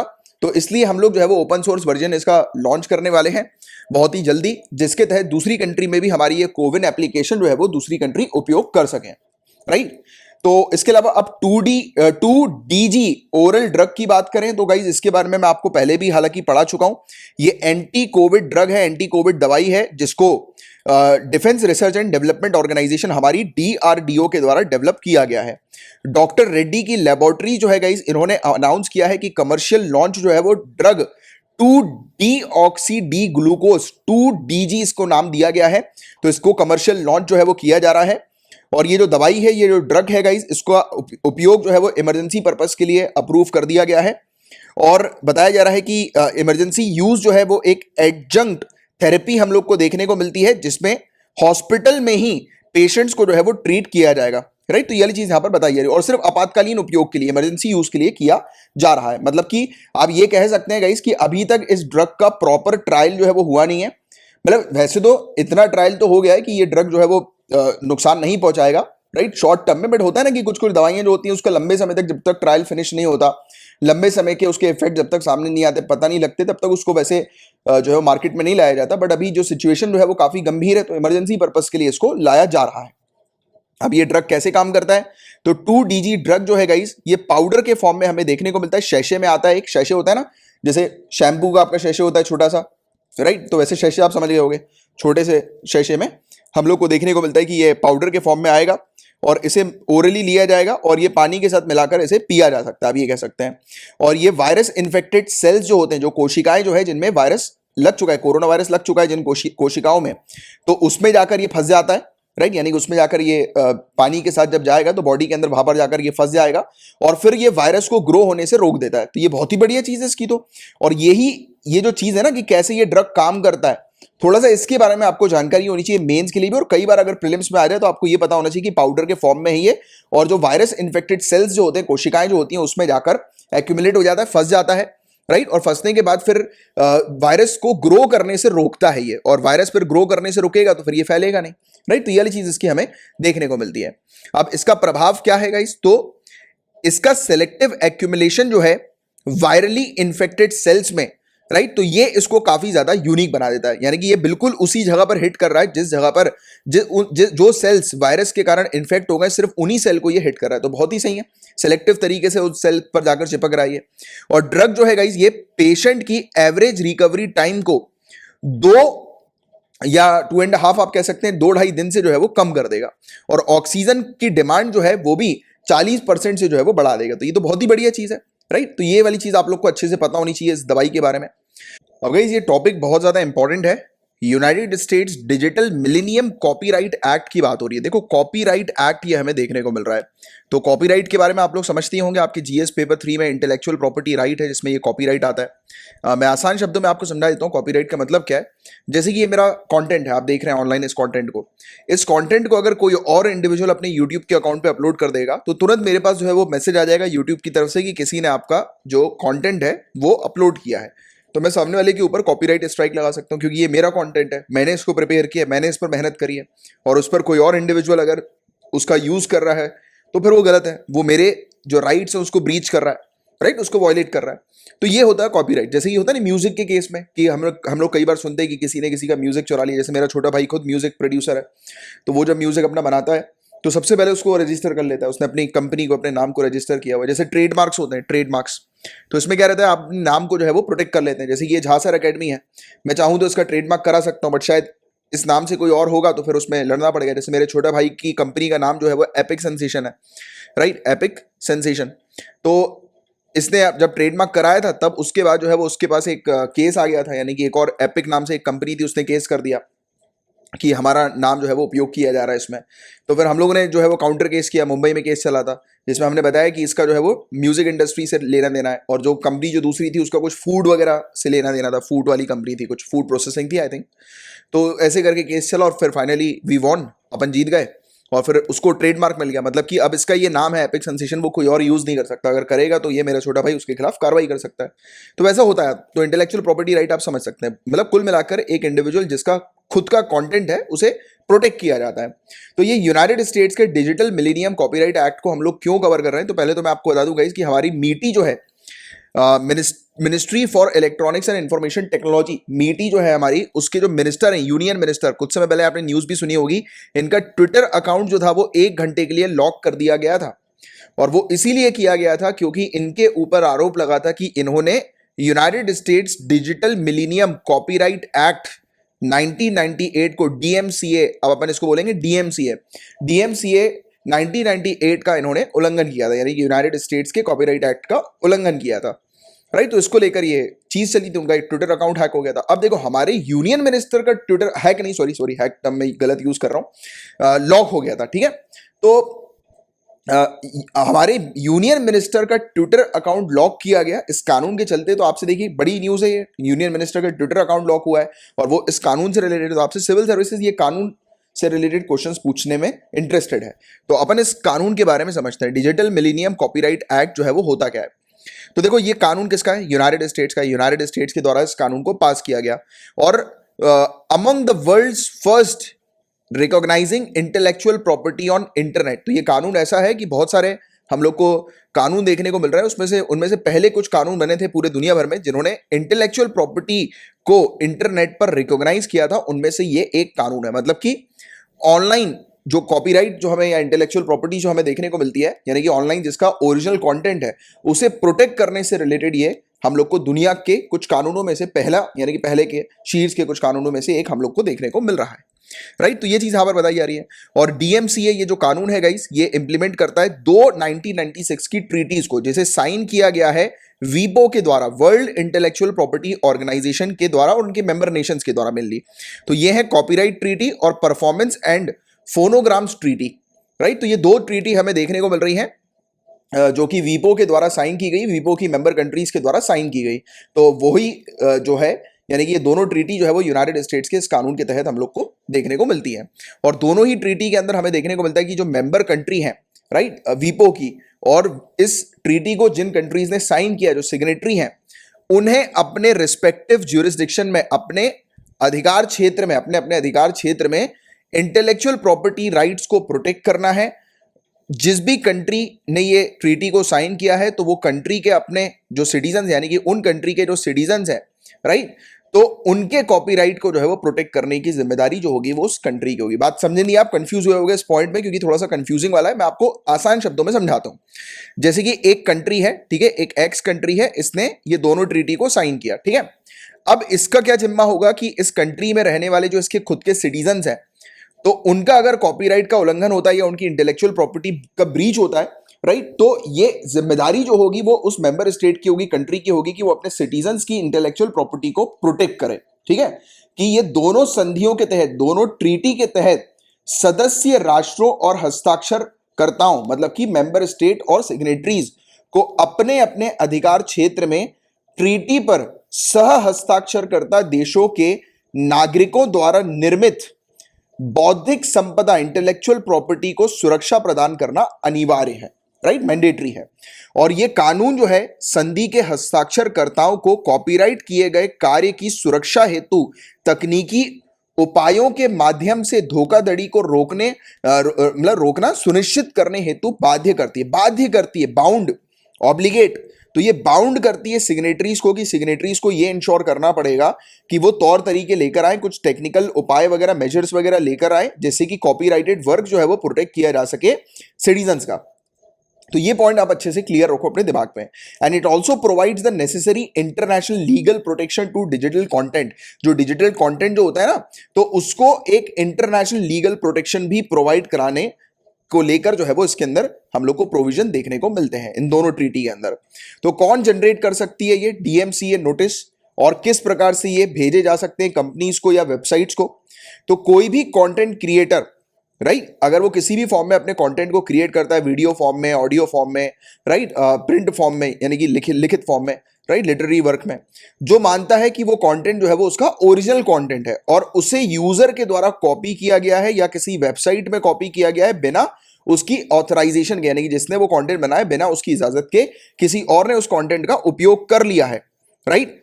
एंड फिर ये क्या होगा गाइस, तो ही और शी जो भी कंपनी है, तो they can file application citing their intellectual property has been stolen और वायलेटेड। तो फिर ये जिसका ओरिजिनल कंटेंट है और उसको पता लगे कि किसी वेबसाइट में उसके कंटेंट का यूज किया जा रहा है, तो वो एक एप्लीकेशन लिखेंगे और उसमें बताएंगे कि ये मेरा ओरिजिनल कंटेंट है और इस कंटेंट को इस XYZ व्यक्ति ने जो है वो चुराया है, राइट। तो ये चीज हमें देखने को मिलेगी। जैसे कि in case of social media में जैसे कि फेसबुक है, इंस्टाग्राम है, ट्विटर है, राइट, तो इसमें जो कंटेंट क्रिएटर्स हैं ये डायरेक्ट अप्रोच कर सकते हैं प्लेटफॉर्म को, यानी कि जैसे कि ट्विटर में अगर किसी ने, या फिर अगर यूट्यूब की बात करूं मैं, तो जैसे कि मेरा कंटेंट अगर मुझे दिखता है, जैसे मेरा लेक्चर जो है वो किसी ने कॉपी करके अपने अकाउंट में डाल दिया, मैंने देख लिया जाकर, वैसे तो यूट्यूब का एक ऑटोमेटिक फीचर आ जाता है, पता लग जाता है उसका एनालिटिक टूल, बट फिर भी अगर बाई चांस नहीं यूट्यूब ने मुझे भेजा, तो मैंने अगर रैंडमली देखा और मुझे पता लग गया यार ये तो मेरा कंटेंट है, ये किसने उठाया हुआ है, यानी कि पूरा मैं एक्सप्लेन कर रहा हूँ, किसी ने दूसरे अकाउंट में डाल दिया, मैं क्या करूंगा, उस प्लेटफॉर्म को अप्रोच करूंगा, यानी कि मैं यूट्यूब की कम्युनिटी को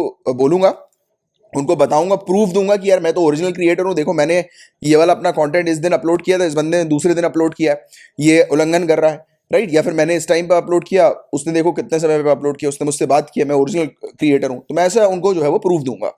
और since these companies operate in nation, ये कंट्री नेशन में ऑपरेट करती हैं, कंट्री में ऑपरेट करती हैं, और वो कंट्री अगर सिग्नेटरी है वीपो ट्रीटी की, तो फिर उस पर्टिकुलर कंपनी को जो है वो रिमूव करना पड़ेगा उस कंटेंट को, अगर उन्हें valid legal DMCA take down notice जो है वो आ जाता है। तो राइट, यानी कि अगर वो कंट्री जो है वो फिर एक नोटिस भेजती है, मतलब कि नेशन जो है वो नोटिस भेजती है कि यार ये तो वीपो की ट्रीटी के तहत जो है वो सिग्नेटरी है ये कंट्री, और इसके ओरिजिनल कंटेंट क्रिएटर को जो है वो प्रोटेक्ट करना जरूरी है, और पूरी चीज पता लग जाती है कि हाँ यार ये ओरिजिनल कंटेंट क्रिएटर है। यानी कि एक्चुअली क्या होती है कि वो कंपनी भी रिसर्च करती है, वो पता करती है कि किसने अपलोड किया नहीं किया, फिर थोड़ा बैकग्राउंड देखती है कहीं चुरा के तो नहीं डाला, कहीं और से ऑफलाइन डाल के पहले इसने डाल दिया, ऐसा होता है ना शातिर लोग। तो पूरी चीज जांच करने के बाद, देखने के बाद जो है वो फैसला लेती है, और फिर उस पर्टिकुलर जो डुप्लीकेट जो चीज होती है उसे गिरा दिया जाता है, या फिर जिसने फ्रॉड किया होता है इस प्रकार से किसी का ओरिजिनल कंटेंट चुराया होता है तो उसके अकाउंट को डिलीट कर दिया जाता है। तो ये चीज हम लोग को इस प्रकार की देखने को मिलती है। तो व्हाट इज वीपो? अब वीपो क्या है? World Intellectual Property Organization, very important point. और how does it ensure protection? कैसे ये इंश्योर करती है कि ऑनलाइन इंटरनेट पर कंटेंट को प्रोटेक्ट किया जा सकता है? तो World Intellectual Property Organization 17 specialised agency जो है यूनाइटेड नेशन की, उनमें से एक हमें देखने को मिलती है। 1967 में से क्रिएट किया गया था।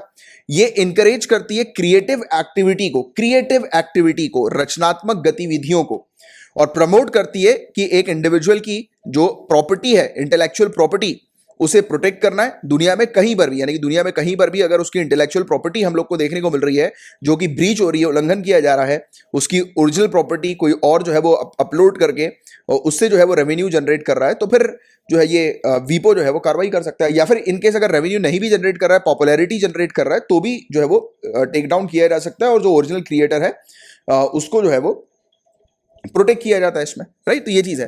And as of date 193 countries पूरे दुनिया भर की, इंक्लूडिंग इंडिया ऑल्सो, ये वीपो की मेंबर है। तो याद रखना, इंडिया भी वीपो की मेंबर है, और मतलब 193 नेशन वीपो की मेंबर हम लोग को देखने को मिलती है। अब इंटेलेक्चुअल प्रॉपर्टी क्या होती है, इसका मैंने आपको एक ऑलरेडी आइडिया दे दिया कि ये प्रॉपर्टी की एक कैटेगरी हमें देखने को मिलती है जिसमें intangible creation of human intellect होता है, यानी कि ह्यूमन ने इनोवेशन करके या अपने दिमाग का इस्तेमाल करके कुछ कंटेंट को क्रिएट किया, राइट। और इसमें कॉपीराइट आते हैं, पेटेंट्स आते हैं। पेटेंट जनरली दवाइयों वगैरह के लिए उपयोग में लिए जाते हैं। ट्रेडमार्क आते हैं, वो नाम के लिए उपयोग में लिए जाते हैं, जिसके बारे में मैंने भी आपको समझाया था, राइट। इसमें दूसरे प्रकार के भी अधिकार हम लोग को देखने को मिलते हैं, जैसे कि ट्रेड सीक्रेट्स होते हैं। जैसे कुछ ट्रेड सीक्रेट होते हैं ना, कि जैसे हम लोग को देखने को मिलता है कि जैसे फूड प्रोसेसिंग बिजनेस में हम लोग को कई बार देखने को मिलता है कि उनके कुछ अपने खुद के द्वारा बनाए गए मसाले होते हैं, तो उसको बोलते हैं वो ये हमारा बिजनेस है, सीक्रेट है ये हमारा मसाले, राइट। फिर पब्लिश, और क्योंकि आप देखिए कई सारे ऐसे प्रोडक्ट्स भी हम लोग को देखने को मिलते हैं जिसमें उन लोग लिखते हैं कि ये जो है वो सीक्रेट रखा गया है, मतलब कि ये उनका खुद का क्रिएशन है, तो उसको डिस्क्लोज नहीं करते हैं वो क्या चीज है। और पब्लिसिटी राइट्स हो गया, मॉरल राइट्स हो गया, और राइट्स अगेंस्ट अनफेयर कंपटीशन हो गया। तो ये सब चीजें भी इसके अंदर शामिल हो जाती हैं। तो ये था गाइस पूरा वर्ल्ड टॉपिक जिसकी आपको एक अच्छी जानकारी होनी चाहिए थी, राइट। तो ये चीज थी, और आपके लिए मेन जो काम की चीज है वो वीपो के बारे में जानना है। और ये वाला जो हम लोग को 2 ट्रीटीज देखने को मिली है जिसके तहत हम लोग को डीएमसीए देखने को मिलता है, right, digital millennium copyright act USA का, तो उसके बारे में आपको बस एक जानकारी होनी चाहिए, सिंपल सी बस, ठीक है। अब गाइस चर्चा करेंगे cyber capabilities and national power report के बारे में। तो हमें देखने को मिल रहा है international institute for strategic study के द्वारा ये रिपोर्ट रिलीज की गई है। इस रिपोर्ट में हर देश के साइबर परितंत्र, जो साइबर इकोसिस्टम हर एक कंट्री का जो हमें देखने को मिलता है, और इस परितंत्र यानी कि इस इकोसिस्टम के अंतरराष्ट्रीय सुरक्षा, आर्थिक प्रतिस्पर्धा और सैन्य मामले, मतलब कि इंटरनेशनल सिक्योरिटी, इकोनॉमिक कंपटीशन और मिलिट्री अफेयर्स, इनके साथ संबंधों का विश्लेषण किया गया है। मतलब रिपोर्ट एनालाइज करती है कि कैसे हर एक कंट्री का जो साइबर इकोसिस्टम है वो कैसे इंटरसेक्ट करता है इंटरनेशनल सिक्योरिटी के साथ, उस कंट्री के इकोनॉमिक कंपटीशन के साथ और मिलिट्री अफेयर्स के साथ। तो उसको यहां पर एनालाइज किया गया है। कंट्री को 7 कैटेगरी के अंदर एक्सेस किया गया है, यानी कि इसका मूल्यांकन जो है वो 7 श्रेणियों में किया गया है। स्ट्रेटेजी एंड डॉक्ट्रिन, रणनीति और सिद्धांत, गवर्नेंस, कमांड एंड कंट्रोल, प्रशासन, आदेश और नियंत्रण, score cyber intelligence capability, core cyber खुफिया क्षमता, cyber empowerment and dependency, cyber सशक्तिकरण और निर्भरता, cyber security and resilience, cyber सुरक्षा और लचीलापन, और global leadership and cyber space affair, cyber space मामलों में वैश्विक नेतृत्व, और ऑफेंसिव साइबर कैपेबिलिटी, आक्रामक साइबर क्षमता। तो ये 7 कैटेगरीज हैं जिनमें मूल्यांकन किया गया है। तो रिपोर्ट ने जो है गाइस डिवाइड किया है कंट्रीज को 3 टीयर में साइबर पावर के। पहले टीयर की बात करें गाइस, तो जो कंट्री जिनमें हम लोग को वर्ल्ड लीडिंग स्ट्रेंथ देखने को मिलती है हर एक कैटेगरीज में, उनकी मेथोडोलॉजी में, जैसे कि यूनाइटेड स्टेट्स ऑफ अमेरिका एक लौती ऐसी कंट्री इस टीयर के अंदर है जिसके पास पूरी टेक्नोलॉजीज अवेलेबल है साइबर टेक्नोलॉजीज की अगर हम लोग बात करें तो दूसरे टीयर के अंदर ऐसी कंट्री आती हैं जिनके पास वर्ल्ड लीडिंग स्ट्रेंथ हम लोग को कुछ कैटेगरीज में ही देखने को मिलती है, इनमें से कुछ कैटेगरी के अंदर, राइट। तो जिसमें Australia, Canada, China, France, Israel, Russia और यूके हम लोग को इस टीयर में देखने को मिल रही है। फिर थर्ड टीयर कंट्री के अंदर ऐसी कंट्री जिनके पास पोटेंशियल स्ट्रेंथ है या स्ट्रेंथ है कुछ कैटेगरीज में, बट दूसरी कैटेगरी में काफी वीक है, जैसे कि India, Indonesia, Iran, Japan, Malaysia, north Korea, Vietnam. तो ये इस टीयर के अंदर शामिल की गई है। तो एक तो सबसे यूनाइटेड स्टेट्स इकलौती जो लेस है सभी कैटेगरी में, यानी कि इसके पास सभी कैटेगरी के लिए जो है वो प्रॉपर साइबर सिक्योरिटी हम लोग को देखने को मिलती है। दूसरों में कुछ में है, और तीसरी टीयर के अंदर जिसमें इंडिया शामिल है, जिसमें हमें देखने को मिलता है कि कुछ एरियाज में हम लोग वीक हैं। और यूएसए इकलौती हम लोग को टॉप टीयर साइबर पावर देखने को मिल रही है, क्योंकि इसने अब इंक्रीज कर दिया है रिस्क ऑफ रैंसमवेयर अटैक को, जो कि हैकर्स के द्वारा किया गया था, यानी कि हैकर के द्वारा किए जाने वाले रैंसमवेयर हमलों के बढ़ते जोखिम की वजह से अमेरिका एकमात्र शीर्ष स्तरीय साइबर शक्ति हम लोग को देखने को मिलती है, राइट। इसके अलावा हम बात करें यूनाइटेड स्टेट्स की, तो एक लौती ऐसी कंट्री हम लोग को टॉप टीयर में देखने को मिल रही है in terms of cyber security, because इसके पास अनपैरेलल्ड डिजिटल इंडस्ट्रियल बेस है, इसका क्रिप्टोग्राफिक एक्सपर्टीज जो है और इसकी जो एबिलिटी है एग्जीक्यूट करने की सोफिस्टिकेटेड सर्जिकल्स को, साइबर स्ट्राइक जो होती है एडवर्सरीज के अगेंस्ट जो हम लोग को देखने को मिलती है, यानी कि ऐसी मतलब साइबर स्ट्राइक्स जो कि मतलब कभी भी किसी भी समय पर किसी भी एरिया पर अटैक करती है, तो उसके पास क्षमता है यूनाइटेड स्टेट्स के पास कि हर एक अटैक को ये काउंटर कर सके। और चाइना जो होती है वो दूसरे टीयर के अंदर शामिल है, जो कि बताया जा रहा है कि at least a decade behind of USA से मतलब ये कह सकते हो कि साइबर पावर के मामले में यूएसए से 10 साल पीछे चल रही है अभी चाइना। अब देखिए हमारा जो मेन इंटरेस्ट है वो इंडिया के ऊपर है कि इंडिया जो तीसरे टीयर में आई है, मतलब कि काफी कुछ एरियाज में हम लोग वीक हैं, और ये बात तो स्पष्ट है, हम जानते ही हैं। और जैसे कि मैंने आपको बताया था कुछ समय पहले मेरे पास पाकिस्तान से वीडियो कॉल आ रहा था, कल के लेक्चर में मैंने आपको बताया था, और मैं सुन के लिटरली हैरान हुआ कि काफी सारे लोगों के पास ये पाकिस्तान से वीडियो कॉल्स आ रहे हैं व्हाट्सएप पर। तो अब देखिए ये कहीं ना कहीं, तो मैंने तो देखो कभी भी आपको किसी को गाइस ब्लॉक करना हो ना, तो और आपको लग रहा है कि यार वो गलत इंसान है, राइट, वो ठीक नहीं है, तो ब्लॉक एंड रिपोर्ट किया करो, ब्लॉक एंड रिपोर्ट किया करो हमेशा। जब भी आपको किसी को ब्लॉक करना, चाहे फेसबुक पर हो, चाहे टेलीग्राम पर हो, चाहे किसी भी सोशल मीडिया व्हाट्सएप पर हो, किसी को भी ब्लॉक करो तो ब्लॉक एंड रिपोर्ट करो। रिपोर्ट इसलिए क्योंकि रिपोर्ट जब आप करते हो ना, तो ये मैसेज जो जाता है वो कंपनी के पास जाता है, राइट, व्हाट्सएप के पास। जैसे आपने व्हाट्सएप में ब्लॉकर रिपोर्ट कर दिया एक नंबर को, तो कंपनी के पास जाएगा, फिर कंपनी अगर नोटिस करेगी कि यार इस नंबर पर बार बार जो है वो ब्लॉक की रिक्वेस्ट आ रही है, तो वो कंपनी उस नंबर को डिसेबल कर देगी व्हाट्सएप से, यानी कि वो परमानेंटली डिसेबल हो जाएगा, जिससे कि दूसरे लोगों को ये ना हो, और इवन कार्रवाई भी होती है कई केसेस में, हमें देखने को मिलता है। तो ये वाली चीज है। तो ये आजकल तो बहुत ज्यादा यार, मतलब इंडिया में हम बात करें तो काफी जो है वो साइबर अटैक और इस प्रकार की चीजें होती है। लोग जो है वो लिंक वगैरह भेजकर पूरे मोबाइल को हैक कर देते हैं। एक बार आपने लिंक खोली, मोबाइल हैक, उनके कंट्रोल में चला गया आपका मोबाइल, फिर उनको आपसे फोन करके ओटीपी भी मांगने की जरूरत नहीं पड़ेगी, ओटीपी आएगा, उनको मिल जाएगा। ये वाली चीज है। चलो, अपने क्षेत्र की भू रणनीतिक अस्थिरता और साइबर खतरे के बारे में गहन जागरूकता के बावजूद, यानी कि इंडिया के अंदर इतनी अवेयरनेस हम लोग को साइबर थ्रेट से रिलेटेड देखने को मिलती है, राइट, यानी हम लोग इतने अवेयर हैं कि इस क्षेत्र में, एशिया क्षेत्र पर बहुत ज्यादा साइबर अटैक्स होते हैं, इंडिया के अंदर बहुत ज्यादा साइबर अटैक होते हैं। इसके बावजूद भारत ने साइबर स्पेस सुरक्षा के लिए अपनी नीति और सिद्धांत विकसित करने में केवल मामूली प्रगति की है। यानी कि हमें पता है डेंजर के बारे में, थ्रेट के बारे में, बट फिर भी जो है वो हम लोगों ने सही कदम नहीं उठाए हैं, ऐसा इस रिपोर्ट का कहना है। जून 2020 में लद्दाख में विवादित सीमा क्षेत्र में चीन के साथ हुए सैन्य टकराव के बाद भारतीय नेटवर्क के खिलाफ चीनी गतिविधियों की तीव्र वृद्धि से साइबर सुरक्षा के प्रति भारतीय चिंताएं बढ़ गई हैं। तो जब जून 2020 में लद्दाख बॉर्डर पर चाइना के साथ हमारा डिस्प्यूट हुआ था, मिलिट्री कॉन्फ्रंट्रेशन हम लोग को देखने को मिला था, तो उसके बाद चाइनीज की एक्टिविटी जो है इंडियन नेटवर्क्स के अगेंस्ट ये काफी तेजी से बढ़ गई है, और ये बहुत चिंता वाली बात है हमारे साइबर सिक्योरिटी को लेकर, राइट। तो यह चीज यहां पर बताई जा रही है। और वर्तमान में भारत का लक्ष्य अमेरिका, ब्रिटेन और फ्रांस सहित प्रमुख अंतर्राष्ट्रीय भागीदारों की मदद से नई क्षमता का निर्माण करके तथा संयम मानदंडों को विकसित करने हेतु ठोस अंतर्राष्ट्रीय कार्रवाई की तलाश में अपनी कमजोरियों को दूर करना है। तो हम लोग आज की डेट में एम यही कर रहे हैं कि हमारी जो वीकनेस है उसे हम लोग कंपनसेट करें, राइट।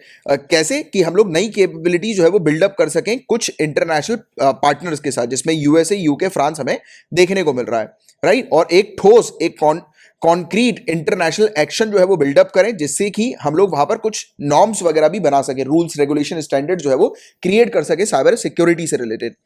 और साइबर गवर्नेंस में संस्थागत सुधार यानी कि इंस्टीट्यूशनल रिफॉर्म जो है वो हम लोग को लेकर आना है साइबर गवर्नेंस के अंदर। इसके प्रति भारत का दृष्टिकोण धीमा और वृद्धिशील रहा है, क्योंकि देखो आज की डेट में आप अगर साइबर से रिलेटेड कोई कंप्लेन करते हो, जैसे कि मैं अगर साइबर सेल पर कॉल करके कंप्लेन करूं कि यार मेरे पास जो है वो पाकिस्तान से कॉल आया, तो दे विल इग्नोर, राइट। और एक बार पहले भी मेरे साथ ऐसा हुआ था। ये बात जो है वो मेरे ख्याल से काफ़ी पुरानी है, मेरे ख्याल से 5-6 साल पुरानी बात है, 5-6 साल से ज़्यादा भी हो गया होगा शायद। तो मैंने, मेरी मम्मी के पास एक कॉल आया था, वही ओटीपी वगैरह मांगने की कोशिश कर रहे थे, तो मैंने पुलिस पर कंप्लेन कर दी थी। तो पुलिस आई थी, रिपोर्ट लिखी थी, बट उसके बाद कोई रिस्पॉन्स नहीं, कुछ नहीं, राइट। तो ये सब है। तो हमारा जो साइबर सिक्योरिटी है वो काफ़ी ढीला है। बट हाँ, एक चीज़ है, यानी कि अगर आप सोर्स लगा दोगे ना, जैसे कि होता है ना कि कई बार हमारा मोबाइल घूम जाता है, हम कंप्लेन करते हैं कि अरे यार मोबाइल चोरी हो गया, आपको मिलेगा नहीं वापस। बट एक चीज याद रखना, जिस दिन आप आईएएस ऑफिसर बन जाओगे, आपका अगर मोबाइल खो गया या आपके रिलेटिव का मोबाइल खो गया ना, 2 दिन में आपके पास वापस आ जाएगा, 2 दिन में। तो हम ऐसा नहीं कहेंगे बिल्कुल कि हमारे पास क्षमता नहीं है, अच्छी खासी साइबर सिक्योरिटी के पास क्षमता है, बट प्रॉब्लम यह है कि वो थोड़ी ढीली है, राइट। तो उसे कड़क करना जरूरी है, क्योंकि ये लिटरली बात पक्की है। आप देखना, आप खुद, मैंने खुद देखा हुआ है, नोटिस किया हुआ है। हम लोग जो है वो आम जनता जो है, अगर करते हैं कंप्लेन वगैरह, मेरा एक फ्रेंड है, उसके पिताजी अच्छी खासी मतलब मिनिस्टर हैं वो, और कैबिनेट के हैं, तो वो मतलब तगड़ी पोस्ट है उनकी, मतलब मान के चलो, यानी कि फॉर्मर है, अभी तो नहीं है, एट प्रेजेंट करंट सत्ता में नहीं है। तो उसने जो है वो, अब उसका एक मोबाइल जो है वो खो गया था, काफी पुरानी बात है ये। तो मैं बता रहा हूँ ना कि शाम तक, सुबह खोया है और शाम तक उसके हाथ में वापस मोबाइल आ गया। तो है, मतलब टेक्नोलॉजी है हमारे पास, बट सभी के लिए नहीं, आप कह सकते हो वीवीआईपी लोगों के लिए एक्टिव हो जाती है पूरी चीज़ है। तो ये चीज़ गलत है। तो ये, इस पर हम लोग को जो है वो सुधार लाना पड़ेगा। इसलिए यहां पर बात करिए धीमा और वृद्धिशील, राइट, स्लो और इंक्रीमेंटल, हमारा साइबर गवर्नेंस हमें देखने को मिलता है। और सिविल और सैन्य डोमेन में साइबर सुरक्षा के लिए प्रमुख समन्वय प्राधिकरण क्रमश 2018 और 19 के अंत तक स्थापित किए गए हैं। और हम लोग की जो साइबर सिक्योरिटी जो है सिविल और मिलिट्री डोमेन के अंदर, राइट, तो उसको हम लोगों ने अभी रिसेंट पास्ट में ही जो है वो एस्टैब्लिश किया है। अब आगे क्या करना चाहिए गाइस? तो रिपोर्ट के अनुसार भारत के पास अपनी महत्वपूर्ण डिजिटल औद्योगिक क्षमता का उपयोग करने और अपनी साइबर सुरक्षा रणनीति में सुधार हेतु एक संपूर्ण सामाजिक दृष्टिकोण अपनाकर साइबर शक्तियों की दूसरी श्रेणी में पहुंचने का एक बेहतरीन अवसर है। तो इंडिया के पास अभी बेस्ट चांस है कि आज की डेट में इंडिया 3rd टियर में है, तो इंडिया 2nd टियर पर पहुंच सकती है अगर ये कुछ ऐसा करेगी। जिस एरिया पे इंडिया वीक है उस एरिया पे अगर काम करना शुरू कर दे तो इंडिया 2nd टियर पर जो है वो डेफिनेटली पहुंच जाएगी, जिस टियर पे चाइना हम लोग को देखने को मिलती है। तो इस पर इंडिया को काम करना चाहिए, राइट। तो ये वाली चीज है गाइज, और इसी के साथ अपना आज का लेक्चर जो है वो फिनिश होता है। और मैंने आपको जितने भी टॉपिक्स पढ़ाए समझ में आए हैं तो लाइक का बटन हिट कीजिएगा, नए आए हैं चैनल को सब्सक्राइब कीजिए, शेयर करिएगा गाइज लेक्चर, और रेगुलरली बने रहिए। इस एग्जाम में सिर्फ चाहिए कंसिस्टेंसी, और अगर आप कंसिस्टेंट हैं और मैं जो आपको गाइड कर रहा हूं उसके अकॉर्डिंग अगर आप तैयारी कर रहे हैं तो आपका सिलेक्शन डेफिनेटली पक्का है। और हमारे कुछ कोर्सेज हैं जिसकी मैं आपको जानकारी दे देता हूं। तो पॉलिटी का हमारा कोर्स है गाइज, और हमारे जितने भी कोर्सेज हैं सबके सब वीडियो लेक्चर्स हैं, पूरा कंप्लीट कोर्स इसमें आपको मिलता है। आपको इसमें पीडीएफ मिलती है, स्टडी मटेरियल आपको प्रोवाइड किया जाता है, राइट, और आपको प्रैक्टिस करने के लिए क्वेश्चंस भी दिए जाते हैं, राइट। और ये पूरी डिटेल इस पर लिखी हुई है, जैसे कि पॉलिटी कोर्स की ये डिटेल पूरी लिखी हुई है, एनवायरमेंट कोर्स की ये पूरी डिटेल लिखी हुई है, इकोनॉमिक्स कोर्स की डिटेल्स हैं, हमारा सीसेट का कोर्स भी है, और हिस्ट्री का भी complete ancient medieval modern Indian history आपको मिल जाएगा। यूपीएससी 2021 की टेस्ट सीरीज अवेलेबल है गाइस। और इसके अलावा मोस्ट इंपॉर्टेंट, अब से आपको करंट अफेयर्स के लिए नोट्स बनाने की चिंता नहीं करनी है। आपको रेडी नोट्स जो है वो प्रोवाइड किए जाएंगे, मात्र 100 रुपीज पर मंथ की फीस में आप डेली जो लेक्चर्स देखते हैं उसकी आपको पीडीएफ मिलती है, हैंड आउट नोट्स प्रोवाइड किए जाते हैं, आपको रिवीजन करने के लिए वीकली कंपाइलेशन दिया जाता है, और आपको मंथली मैगजीन दी जाती है। इतना सब कुछ मात्र 100 रुपीज पर मंथ की फीस में। इसके अलावा एक ऑफर भी है, इस ऑफर को आप ले सकते हैं, और करंट अफेयर्स के क्वेश्चंस अगर आपको चाहिए प्रैक्टिस करने के लिए तो वो फैसिलिटी भी अवेलेबल है। और मेंस आंसर राइटिंग का कोर्स भी हमारा है गाइस, तो इसको भी जो है वो आप चाहें तो ले सकते हैं। इसके अंदर आपको जो है वो क्या सुविधा प्रोवाइड की जाती है, तो आपको 70 से ज्यादा क्वेश्चंस की यहाँ पर प्रैक्टिस करवाई जाती है। 6 ऐसे इसके अंदर आपको मिलते हैं प्रैक्टिस करने के लिए, पूरी डिटेल यहाँ पर लिखी हुई है। और देखो, कोर्स से रिलेटेड कोई भी समस्या आती है तो मेरा नंबर ये है, इस नंबर को तो वैसे तो आप अपने मोबाइल में सेव कर ही लो, 9713 28 28 38। इस नंबर पर आप मुझे व्हाट्सएप या टेलीग्राम कर सकते हैं, मेरा रिप्लाई आपके पास विद इन 24 आवर्स आ जाएगा। ठीक है, तो चलो अब मैं मिलूंगा आपसे नेक्स्ट लेक्चर में, तब तक के लिए bye bye, take care, have a great day ahead, Tata.